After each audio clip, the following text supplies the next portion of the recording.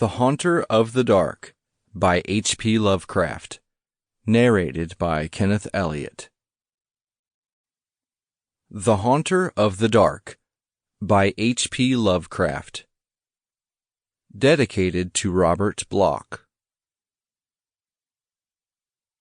I have seen the dark universe yawning, where the black planets roll without aim, where they roll in their horror unheeded, without knowledge or luster or name. Nemesis.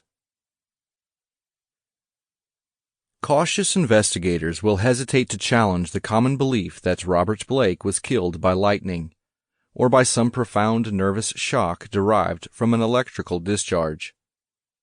It is true that the window he faced was unbroken, but nature has shown herself capable of many freakish performances.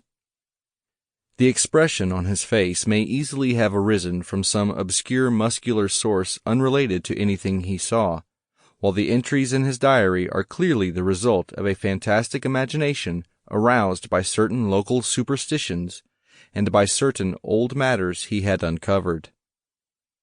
As for the anomalous conditions at the deserted church on Federal Hill, the shrewd analyst is not slow in attributing them to some charlatanry, conscious or unconscious, with at least some of which Blake was secretly connected.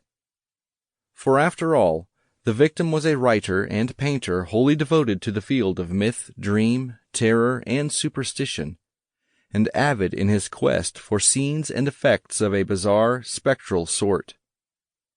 His earlier stay in the city, a visit to a strange old man as deeply given to occult and forbidden lore as he, had ended amidst death and flame, and it must have been some morbid instinct which drew him back from his home in Milwaukee.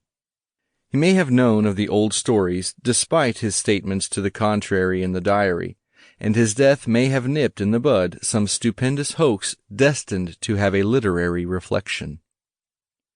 Among those, however, who have examined and correlated all this evidence, there remain several who cling to less rational and commonplace theories.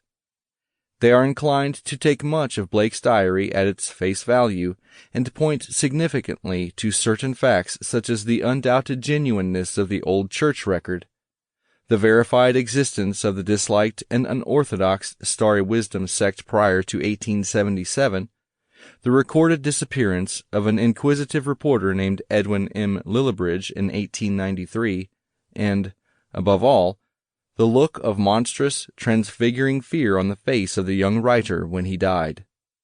It was one... Sample complete. Ready to continue?